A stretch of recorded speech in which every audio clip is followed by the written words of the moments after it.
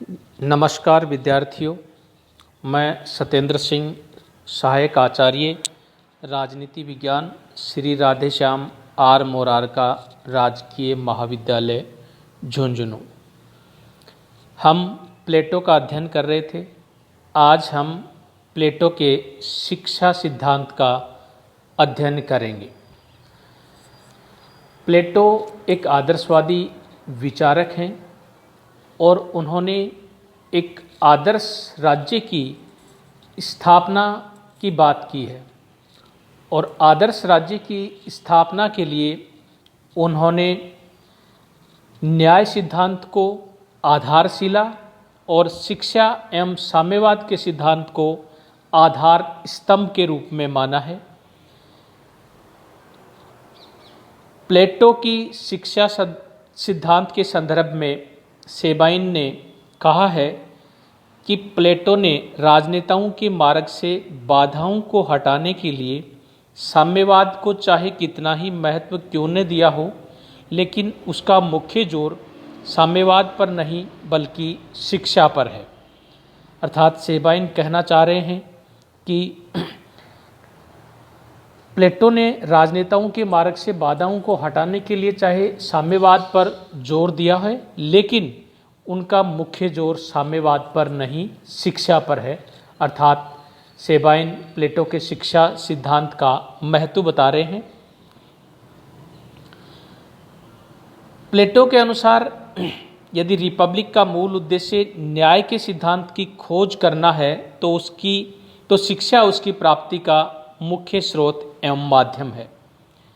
प्लेटो ने लिखा है कि सामाजिक शिक्षा ही सामाजिक न्याय का साधन है।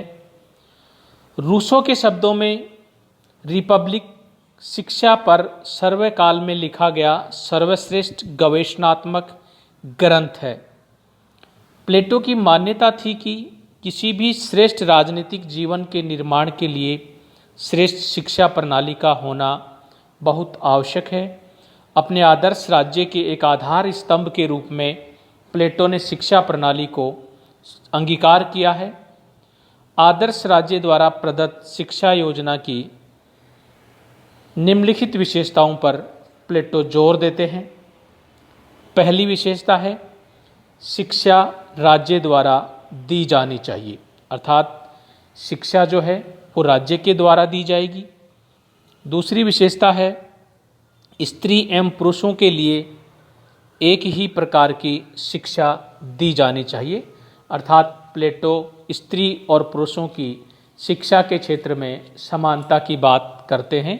उनके बीच में शिक्षा को लेकर के किसी प्रकार का भेदभाव नहीं होना चाहिए। तीसरी बात है शिक्षा का उद्देश्य शरीर और मस्तिष्क दोनों का विकास करना है। अर्थात प्लेटो की जो शिक्षा है उसके अंतर्गत व्यक्ति के शरीर और मस्तिष्क दोनों के विकास की बात कही गई है। नेक्स्ट विशेषता है शिक्षा का प्रयोजन व्यक्ति को उस राज्य का उत्तम नागरिक बनाना है। अर्थात जो शिक्षा है उसका जो मुख्य उद्देश्य है वो व्यक्ति को श्रेष्ठ नागरिक बनाना है। नेक्स्ट विशेषता है शिक्षा द्वारा योग्य तथा ज्ञानी शासक अर्थात दार्शनिक राजा तैयार किए जाने चाहिए। प्लेटो इस विशेषता के द्वारा कहना चाह रहा है कि शिक्षा के द्वारा योग्य, ज्ञानी और विवेकी दार्शनिक राजा तैयार किए जाने चाहिए ताकि वो अच्छे तरीके से राज्य की शासन व्यवस्था को संभाल सकें। अब यदि हम बात करें प्लेटो की शिक्षा योजना की रूपरेखा के बारे में, अर्थात प्लेटो किस तरीके की शिक्षा योजना की व्यवस्था अपने राज्य में करना चाहते हैं। प्लेटो ने अपने आदर्श राज्य के लिए जिस शिक्षा योजना को अपनाया है उसकी प्रमुख विशेषता राज्य नियंत्रण है। अर्थात राज्य के अतिरिक्त वह अन्य किसी के भी द्वारा इस महत्वपूर्ण कार्य का संपादन किया जाना उचित नहीं मानते हैं। अर्थात शिक्षा की जो व्यवस्था है वो अनिवार्य रूप से राज्य के द्वारा ही की जानी चाहिए। प्लेटो ने अपनी शिक्षा योजना को 2 स्तरों में बांटा है, प्रारंभिक शिक्षा तथा उच्च शिक्षा। प्रारंभिक शिक्षा की जब हम बात करते हैं तो प्लेटो के अनुसार प्रारंभिक शिक्षा 6 से 20 वर्ष की उम्र तक के बच्चों के लिए है। इस शिक्षा का जो मुख्य उद्देश्य है वो नागरिकों में सामाजिकता का विकास करना है। यह मुख्य रूप से भावनाओं द्वारा चरित्र निर्माण की शिक्षा है। इस शिक्षा के माध्यम से नागरिकों में शौर्य के गुण का विकास करना है जो देश की आवश्यकताओं के तथा सैनिक के कार्यों के अनुरूप हो। इसका उद्देश्य ऐसे नागरिकों का वर्ग तैयार करना है जो सैनिक कार्यों के दायित्व को भली भांति पूर्ण कर सके। अपनी प्रारंभिक शिक्षा के द्वारा प्लेटो शारीरिक तथा मानसिक दृष्टि से मजबूत सैनिक वर्ग के नागरिकों का निर्माण करना चाहता था। अतः प्राथमिक शिक्षा के पाठ्यक्रम में उसने व्यायाम और संगीत को प्राथमिकता दी है। शरीर के लिए व्यायाम तथा आत्मा के लिए संगीत। व्यायाम का अर्थ केवल शारीरिक कसरत से ही नहीं है, अपितु शरीर को स्वस्थ बनाए रखने वाले आहार शास्त्र और चिकित्सा शास्त्र का भी ज्ञान है। शारीरिक शिक्षण के साथ मानसिक विकास के लिए संगीत को रखा गया है और प्लेटो की दृष्टि से संगीत शब्द का भी विस्तृत क्षेत्र था।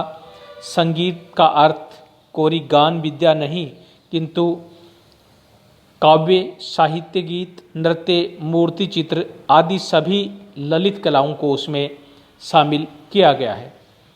प्रारंभिक शिक्षा के बाद में 2 वर्ष का सैनिक प्रशिक्षण रखा गया है। प्लेटो द्वारा प्रतिपादित प्रारंभिक शिक्षा के अंतर्गत व्यायाम और संगीत का प्रशिक्षण 18 वर्ष की आयु तक दिया जाएगा। उसके उपरांत 18 वर्ष से 20 वर्ष की उम्र तक के 2 वर्षों की अवधि में सैनिक शिक्षा का पाठ्यक्रम लागू किया जाएगा।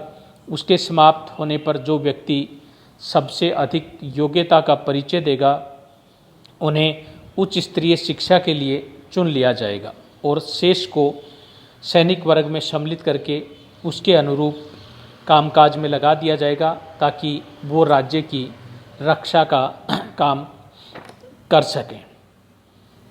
दूसरा जो स्तर है शिक्षा का वो है उच्च शिक्षा। प्लेटो इस उच्च शिक्षा का जो क्षेत्र था वो अत्यंत संकुचित था। यह शिक्षा राज्य का शासक या संरक्षक बनने वाले लोगों के लिए थी। वस्तुतः संरक्षक वर्ग में केवल उन्हीं लोगों के लिए यह शिक्षा थी जो दार्शनिक शासक के स्थान को ग्रहण करने के योग्य हों। इसका प्रमुख उद्देश्य दार्शनिक राजा का प्रशिक्षण करना था। प्लेटो की शिक्षा में उच्च शिक्षा के 2 स्तर हैं, 20 से 30 वर्ष का शिक्षण और 30 से 35 वर्ष तक का शिक्षण। उच्च शिक्षा के प्रथम स्तर पर प्लेटो विज्ञान और तर्क के अध्ययन पर बल देता है। विज्ञान तथा तर्क के आधार पर सत्य का अन्वेषण करना ही उच्च स्तरीय शिक्षा का लक्ष्य है। विज्ञान के पाठ्य विषयों में गणित को विशेष महत्व दिया गया है। अंक गणित के साथ साथ रेखा गणित का अध्ययन भी उसने अपने इस विषय के व्यावहारिक तथा दार्शनिक महत्व के कारण आवश्यक माना है। इसी प्रकार विज्ञान के अन्य विषय ज्योतिष तथा संगीत का शास्त्रीय ज्ञान है जिसे उसने अपने पाठ्यक्रम में स्थान दिया है। 30 वर्ष की आयु में उच्च शिक्षा पाने वाले संरक्षकों में पुनः एक अन्य परीक्षा होती है। इसमें योग्य समझे जाने वाले व्यक्ति ही राज्य के दार्शनिक शासक बनेंगे। इसके लिए 5 वर्ष तक अर्थात 30 वर्ष से 35 वर्ष तक की आयु तक प्लेटो ने उच्चतर शिक्षा की व्यवस्था की है। यह शिक्षा मुख्यतः द्वंद्वात्मकता की शिक्षा होगी जिसमें दर्शन शास्त्र के अध्ययन पर विशेष जोर दिया गया है। 35 वर्ष तक की आयु तक शिक्षा देने के बाद भी प्लेटो संरक्षकों को अपूर्ण मानता है। अभी तक उन्हें कोई बौद्धिक शिक्षा मिली है, उन्हें संसार का व्यावहारिक अनुभव नहीं हुआ है। अतः प्लेटो के अनुसार जो हर प्रकार से श्रेष्ठ सिद्ध हों वे आगे के 15 वर्ष तक अर्थात 35 वर्ष से 50 वर्ष की उम्र तक संसार की पाठशाला में